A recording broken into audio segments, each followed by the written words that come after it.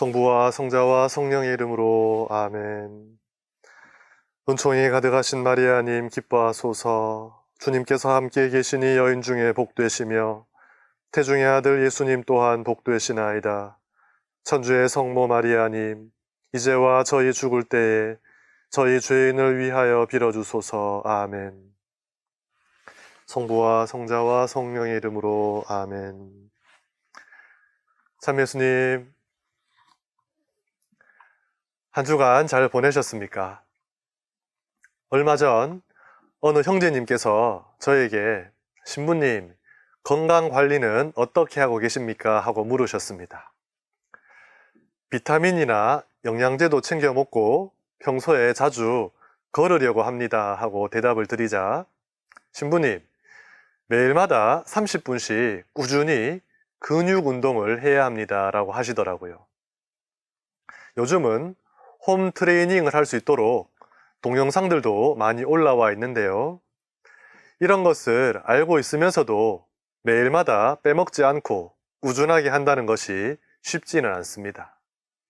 운동을 하거나 악기를 배울 때 일주일 동안 하루 날을 잡아서 장시간을 하는 것보다는 하루에 30분씩 매일마다 하는 것이 훨씬 더 효과적이라는 것을 압니다. 그런데 매일 하기가 쉽지 않습니다. 아마 성경 통독도 마찬가지겠지요. 매일 꾸준하게 해서 성경 읽는 습관을 몸에 익히고 하느님 말씀에 맛들여야 하는데도 불구하고 바쁘게 돌아가는 일상 속에서 이것 하나를 해내기가 쉽지 않다는 겁니다. 이렇게 해야 좋다는 것을 머리로는 알고 있는데 실제로 행동으로 실천하기가 참으로 어렵다는 말씀입니다. 그 어려운 일을 해내고 계신 여러분께 다시 한번 감사와 격려의 박수를 보냅니다. 앞으로 남은 16주간도 지치지 말고 잘 해나가시기를 바라며 오늘 애가와 바룩서를 시작해 보겠습니다.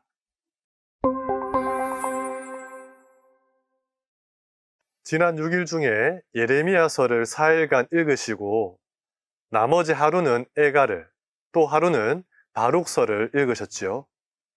그만큼 예레미야서의 분량이 많은 반면 애가와 바룩서는 분량이 적기 때문입니다.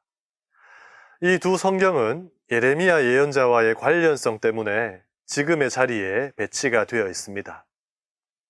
애가의 경우 역대기 하권 35장 25절을 보면 요시야 임금을 위해 예레미야가 애가를 지었고 사람들도 요시야를 애도하며 그 노래를 불렀으며 그것을 규정으로 삼았다라고 합니다. 이를 근거로 애가의 저자를 예레미야로 간주하는 전통이 생겨났습니다. 하지만 예레미야서와 애가 사이에 신학적 사상이 일치하지 않으며 애가를 보면 5개의 노래들은 그 형식이 서로 다르다는 것을 쉽게 발견할 수 있습니다. 따라서 애가의 저자는 예레미야 예언자가 아니라 훨씬 후대의 사람으로 봐야 합니다. 바룩서도 마찬가지입니다. 유다인들의 전통은 바룩서의 저자가 예레미야서에 나오는 예언자의 서기로 예레미야가 매입한 반문서를 맡아 보관하고 예언자의 신탁을 기록하고 낭독하고 예언자와 함께 이집트로 끌려간 사람으로 간주합니다. 하지만 바룩서의 내용을 보면 저자가 바빌론 유배 생활을 하는 것으로 등장하기에 내용상의 균열을 보이고 있습니다. 따라서 바룩서는 예레미야의 서기였던 바룩을 저자로 설정하여 책을 완성한 어느 익명의 저자의 작품으로 간주합니다. 이렇게 애가와 바룩서는 유다의 전통에 기인한 예레미야 예언자와의 관련성 때문에 여기에 배치되어 있음을 아시기를 바라며 그럼 애가부터 살펴보겠습니다.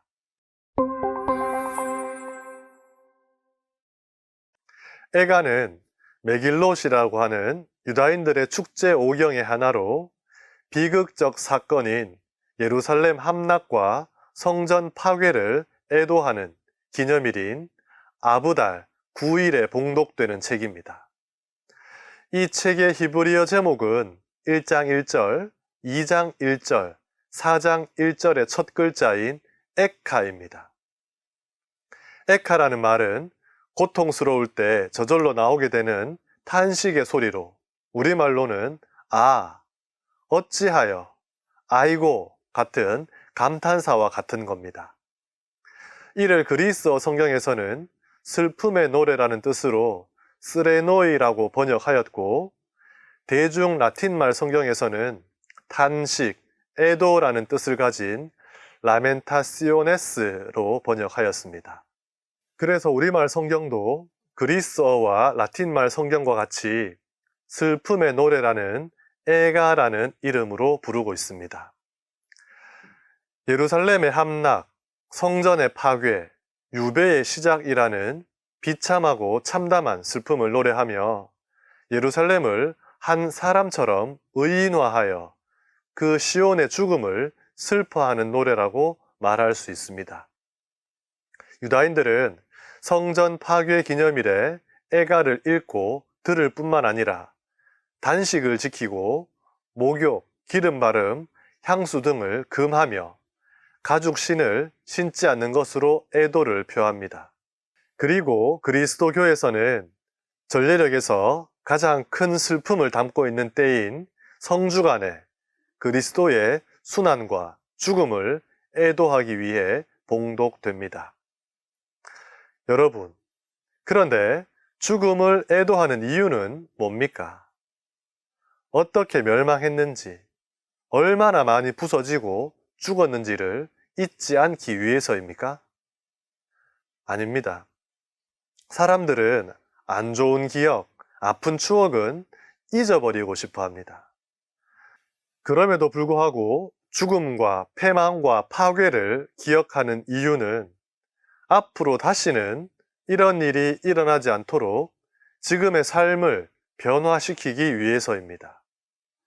다시는 그와 같은 잘못과 실수를 반복하지 않겠다고 마음을 다지고 결심을 하기 위해서입니다. 그러니 지금의 회개와 변화가 없다면 슬프고 아픈 날에 대한 애도와 추모는 아무 의미 없을 겁니다.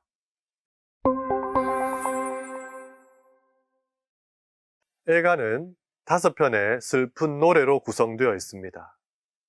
5개의 애가는 3장을 제외하고 모두 22개의 절로 구성된 일관성을 보여주며 5장을 제외하고 히브리어 알파벳 순서로 이어갑니다. 특히 3장에서는 각각의 알파벳이 3번씩 되풀이되며 3구절씩 동일한 자음으로 시작합니다. 즉, 알파벳 22개의 3절의 내용을 배치하면서 전체 66절로 구성되어 있습니다. 앞서 시편에서도 알파벳 C를 볼 수 있었는데요. 이러한 양식은 암기를 도와줄 뿐만 아니라 A부터 Z까지, 그러니까 처음부터 끝까지라고 말하는 것처럼 주제가 충분히 다루어졌음을 강조하기 위해 사용되는 기법입니다.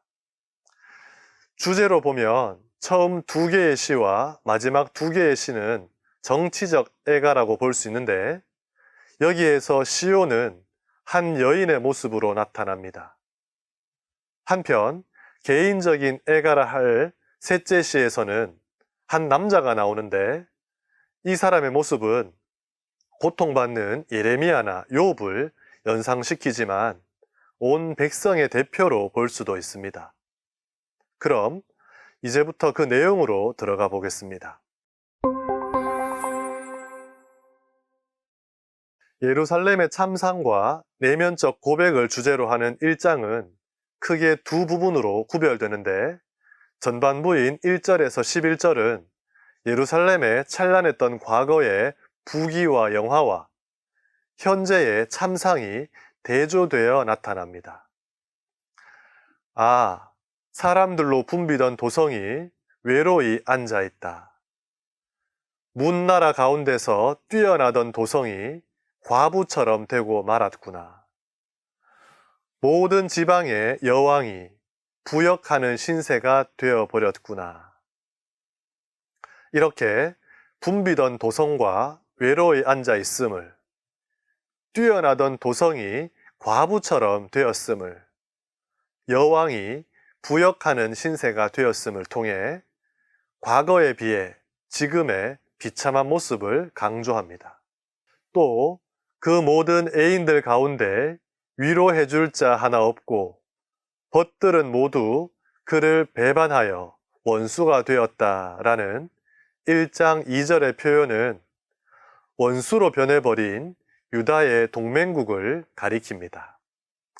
에돔, 모압, 암몬, 티로와 시돈 같은 동맹국들은 바빌론 군대가 접근해 오자 유다의 반대편에 섰습니다. 저는 개인적으로 이 대목을 읽으면서 나의 진정한 벗은 누구인가 하는 것을 생각해 봤습니다. 여러분은 친구가 많습니까? 그럼 여러분이 생각하실 때 진정한 벗, 진짜 친구는 어떤 사람입니까? 기억하실지 모르겠지만 집회서 13장 21절에 보면 이런 말씀이 있습니다. 부자가 헛발을 디디면 친구들에게 부축을 받지만 궁핍하니가 넘어지면 친구들에게 걷어차인다. 사실 우리 주변에 많은 사람들이 있지만 누가 진짜 친구인지 잘 드러나지 않습니다.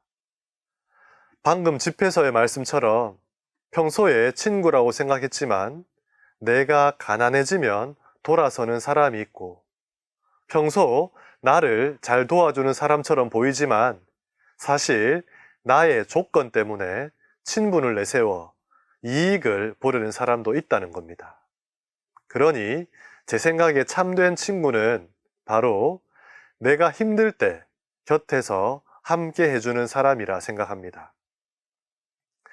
착한 사마리아 사람의 비유를 말씀하신 예수님께서도 누가 그 사람의 이웃이 되어 주었느냐라고 하셨습니다. 이는 하느님과의 관계에서도 마찬가지입니다. 힘들고 어려운 상황에서 진정한 친구가 누구인지 가려지듯이 위기의 순간에 우리의 신앙이 드러납니다. 감당하기 힘든 상황이 주어졌을 때 하느님을 신뢰하며 더욱 의탁하는 사람이 있는가 하면 무능한 하느님이라 비난하며 등을 돌리는 사람도 있습니다. 여러분의 진정한 벗은 누구인지 생각해 보시면서 동시에 나는 주님의 참된 벗인지도 같이 생각해 보시면 좋겠습니다.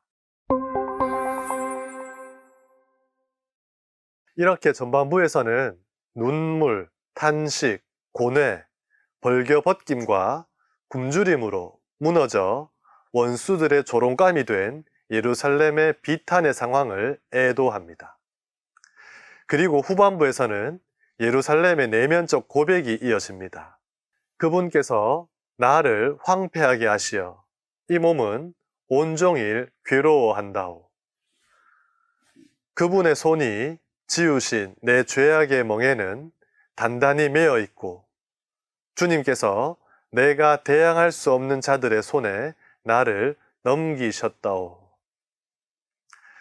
저자는 예루살렘을 멸망시킨 바빌론을 탓하거나 비난하지 않습니다. 오히려 멸망시킨 주체를 하느님으로 설정하며 그 멸망의 원인을 어디서 찾고 있습니까? 주님은 의로우신 분, 내가 그분의 명령을 거역하였다. 당신을 너무도 거역하였기 때문입니다. 저의 모든 죄악 때문에 당신께서 저에게 벌을 내리셨듯 이렇게 모든 잘못의 원인을 자신에게서 찾고 있습니다. 이 대목이 평소에 남 탓만 하며 살아가는 사람들에게는 적지 않은 귀감이 되리라 생각합니다. 2장의 핵심적 주제는 시작과 마지막에 잘 제시되어 있습니다. 예루살렘이 멸망하는 날, 곧 주님 진노의 날에 대한 것인데요. 역시 두 부분으로 나눌 수 있습니다. 1절부터 10절까지의 전반부는 예루살렘 파괴의 참상을 이야기하고 나머지 후반부는 예루살렘을 치신 아버지 하느님과 딸 예루살렘의 가슴 아픈 대화가 이어집니다. 지금까지 하느님이 유다의 원수같이 잔인하게 벌 주시는 분으로 등장하는 것과는 대조적으로 후반부에서는 자상한 아버지로 묘사됩니다. 나의 딸 백성이 파멸하고 도시의 광장에서 아이들과 젖먹이들이 죽어가는 것을 보고 있자니 내 눈은 눈물로 멀어져 가고 내 속은 들끓으며 내 애간장은 땅바닥에 쏟아지는구나. 이어서 거짓 예언자들에 대한 고발과 슬픈 눈물을 흘리는 성벽에 대한 묘사로 예루살렘의 슬픔을 이야기합니다.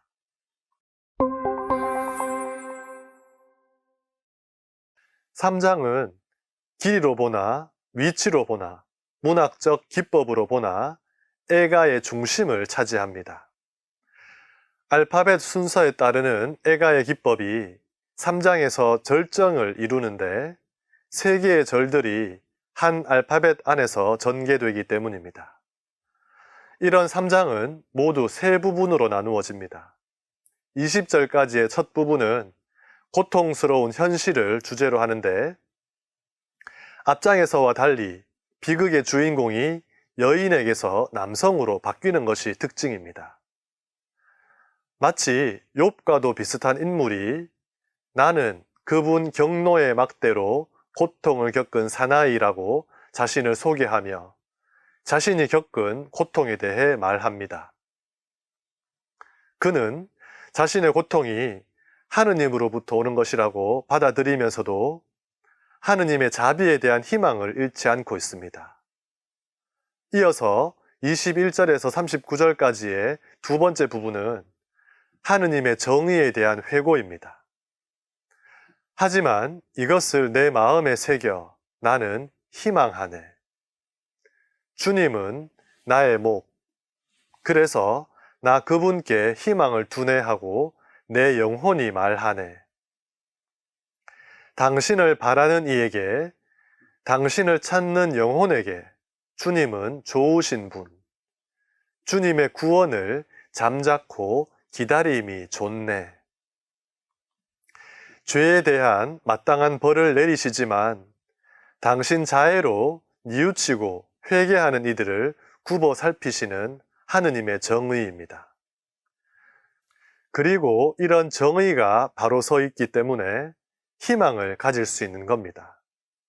그러니 하느님의 정의는 차갑고 날카로운 칼날이 아니라 구원을 위한 따뜻한 사랑의 매임을 기억하며 우리는 언제나 고통 속에서도 하느님께 믿음을 둘 수 있어야 합니다. 40절에서 66절까지는 고통을 받은 예루살렘의 회복을 주제로 다루며 이 장을 마칩니다. 예루살렘의 함락과 비참한 상황을 묘사하는 4장에서는 예루살렘이 저지른 죄에 대한 벌로 주어진 현 상황을 소돔과 비교합니다. 이 비교에서는 소돔이 저지른 죄악뿐만 아니라 그에 따른 결과인 벌까지도 포함하며 거짓 예언자와 사제를 비롯한 이스라엘의 죄와 외세에 의존해서 그 고통을 벗어나려 했던 어리석음을 고백합니다. 이어서 5장은 전체가 22개의 절로 구성되어 있기는 하지만 알파벳 시 형식을 따르지는 않습니다. 당신 백성에게 구원의 자비를 베풀어 주시기를 청원하는 기도가 주된 내용인데요. 주님, 기억하소서.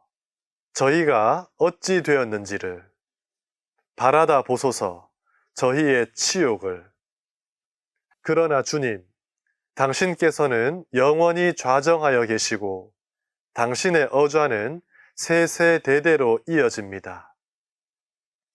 어찌하여 저희를 끝내 잊으려 하십니까? 어찌하여 저희를 영영 버리려 하십니까? 이렇게 죄로 인해 이방인의 손에 넘어가게 된 처참한 상황을 노래하며 자신을 기억해 달라고 주님께 탄원합니다. 그러면서 주님께서 기억해 주시는 것이 곧 구원이라고 고백합니다.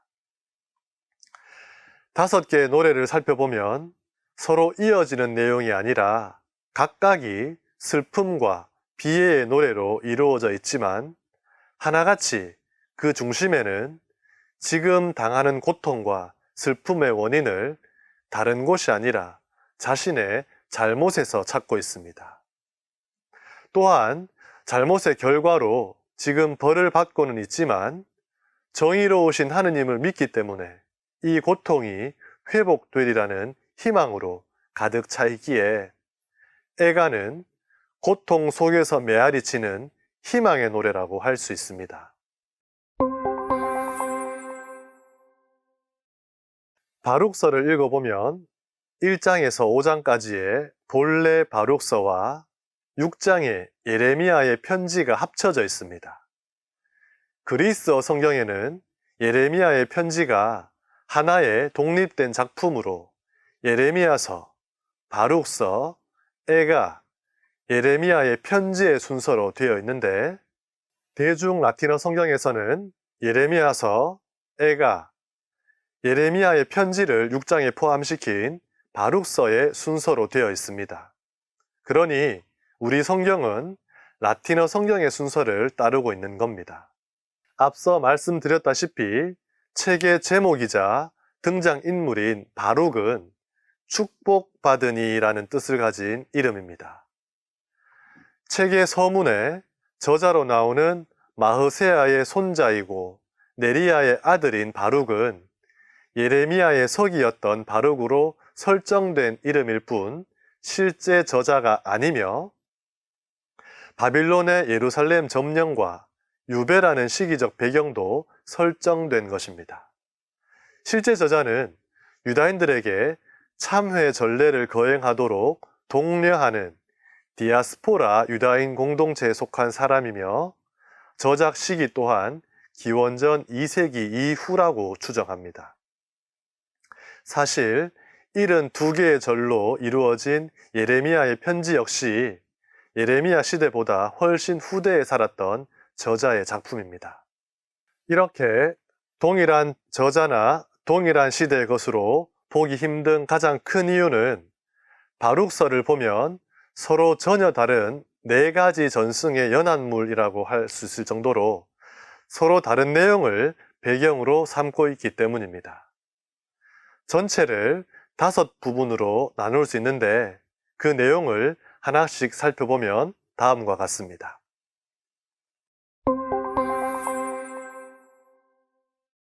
첫 번째 부분인 역사적 서문은 바룩서의 저술 시기, 예배, 예루살렘을 위한 모금과 성전 기물 반환에 관한 이야기가 소개됩니다. 이어서 두 번째 부분인 참회 기도에서는 이스라엘의 죄를 나열한 후 하느님께로의 진정한 회개를 촉구하며 죄를 고백하는 내용과 청원 기도로 되어 있습니다. 먼저 1장 15절에서 2장 10절까지의 죄의 고백은 과거를 설명하는 데 역점을 두는데 계약을 파기한 책임은 유다가 져야 하며 우리에게 닥친 재앙은 우리 죄의 결과라는 겁니다. 잠시 그들의 고백 내용을 볼까요? 우리는 주님 앞에서 죄를 짓고 그분을 거역하였으며 우리에게 내리신 주님의 명령에 따라 걸으라는 주 우리 하느님의 말씀을 듣지 않았습니다. 우리는 주 우리 하느님을 거역하고 그분의 말씀을 듣지 않는 것을 예사로 여겼습니다. 예언자들의 온갖 말씀을 거슬러 주 우리 하느님의 말씀을 듣지 않았습니다. 그래도 우리는 주님의 말씀을 듣지 않고 우리에게 내리신 명령에 따라 걷지 않았습니다. 한번 보십시오. 주된 고백 내용이 뭡니까? 바로 하느님의 말씀을 듣지 않은 것을 고백합니다. 그럼 이번에는 이어지는 청원의 내용을 한번 볼까요? 주님, 저희의 기도와 간구를 들어주소서. 주님, 당신의 거룩한 집에서 저희를 굽어보시고 생각해 주소서. 주님, 귀를 기울여 들어주소서. 눈을 뜨고 보소서. 주님, 들어주소서. 저희가 당신께 죄를 지었으니 자비를 베푸소서. 전능하신 주님, 이스라엘의 하느님, 이제 이스라엘의 죽은 자들과 당신 앞에서 죄를 지은 그 자손들의 기도를 들어주소서. 무엇을 청하고 있습니까? 들어달라고 청합니다. 재미있지 않습니까? 하느님의 말씀을 듣지 않았음을 죄로 고백하며 하느님께 자기의 기도를 들어달라고 청하고 있습니다. 정말 모순된 태도처럼 보이지만 알고 보면 우리의 모습이 아닐까요? 하느님께는 끊임없이 기도를 들어달라고 청하면서 정작 자신의 삶은 하느님의 말씀을 듣지 않고 사는 우리의 모습도 분명 있을 겁니다. 우리는 하느님께 들어달라고 기도하기 전에 내가 그분의 말씀을 잘 듣고 있는지 먼저 살펴봐야 합니다. 여기서 하느님께 청원할 수 있는 근거는 바로 하느님이야말로 권능을 가지신 위대하신 분이라는 믿음이 있었기 때문입니다.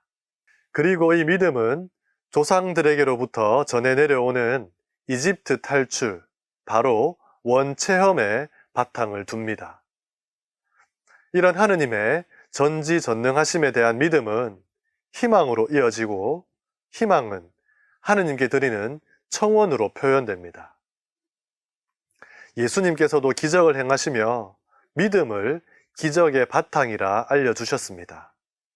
우리가 하느님께 기도드릴 때 먼저 나는 하느님의 말씀을 잘 듣고 있는가를 살펴봐야 하고 또 얼마나 하느님을 믿고 희망하며 청하는지도 함께 살펴봐야 합니다.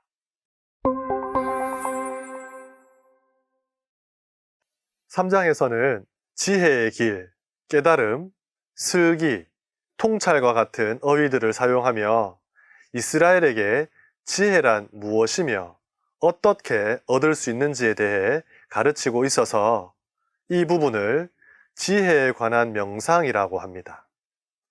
먼저 유배 가운데 이스라엘 백성이 겪는 불행의 이유를 묻는 질문으로 시작하며 그 대답을 지혜의 원천을 저버린 탓이었다고 지적합니다. 그러면서 지혜가 어디 있는지 알게 되면 장수와 생명, 빛과 평화를 얻게 된다고 가르칩니다. 이렇게 지혜문학 작품의 고유한 어휘를 토대로 익명의 어떤 인물이 이민족들 가운데 흩어져 사는 이스라엘 백성에게 지혜에 관한 가르침을 전해줍니다. 특히 여기서는 지혜에 대한 개념이 상당히 발전된 모습을 볼 수 있는데요. 4장 1절에 슬기는 하느님의 명령과 길이 남을 율법을 기록한 책이다 라는 말씀과 같이 지혜를 율법과 동일시하고 있으며 3장 38절에서는 그러고 나서야 땅 위에 슬기가 나타나 사람들과 어울리게 되었다라고 하며 지혜를 하나의 인격체로 봅니다. 이런 바룩서의 발전된 지혜의 개념을 이용하여 사도 바오로는 코린토서에서 그리스도의 강생을 암시할 때 바룩서의 표현을 빌려오기도 했습니다.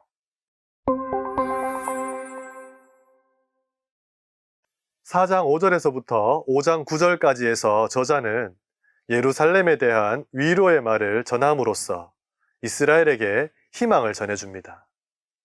유배의 원인이 무엇인지 물으면서 그 대답을 이렇게 제시합니다.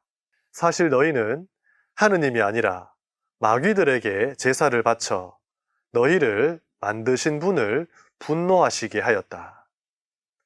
너희는 너희를 길러주신 영원하신 하느님을 잊어버리고 너희를 키워준 예루살렘을 슬프게 하였다.